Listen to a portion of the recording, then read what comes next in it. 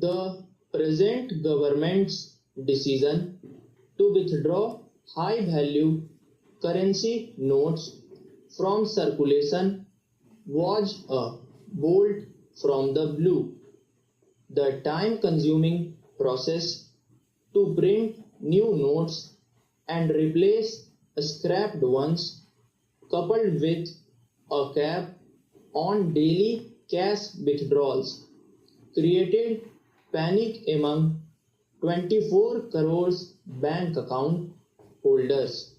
Most rushed and stood in queues before banks to exchange their old currency notes and get their daily quota of cash.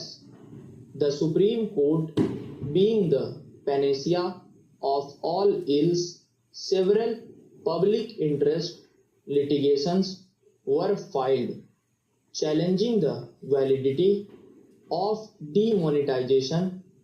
The SC decided to focus on ameliorating the harassment faced by common people forced to stand in queues for hours by the government's decision to demonetize without warning.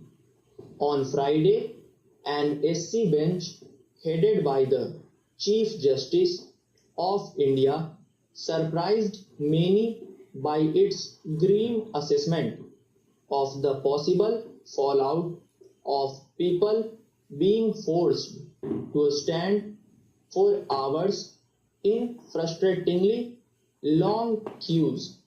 There could be riots, it said, if a bench headed by CJI T.S. Thakur, who has 22 years of experience as a judge of constitutional courts, fears so.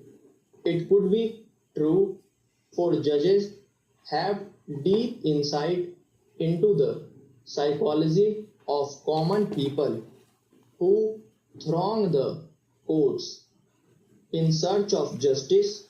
Indians are used to standing in queues. In our childhood, water used to trickle down the public tap for 2 hours every morning and evening. Vessels of various shapes and sizes used to be kept in queue, the length of which was a spectacle for us. There were fights, but in the small towns of Orissa in the late 70s, we as children never saw a riot.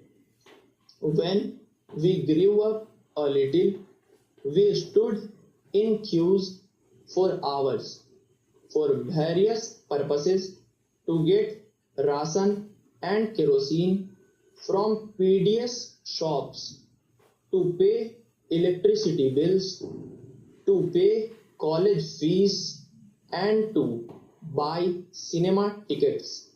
In Delhi, all these queues were still in existence. In addition, we found people standing in long queues every time a kind person offered free food on festive occasions. Poverty alongside Delhi's opulence was a surprise for many of us. At AIIMS, people come from far-flung areas and queue up early morning to get OPD card made. They wait till late afternoon to get access to a doctor who tirelessly examines patient after patient through the day. This is the patience of the people in the capital, Para.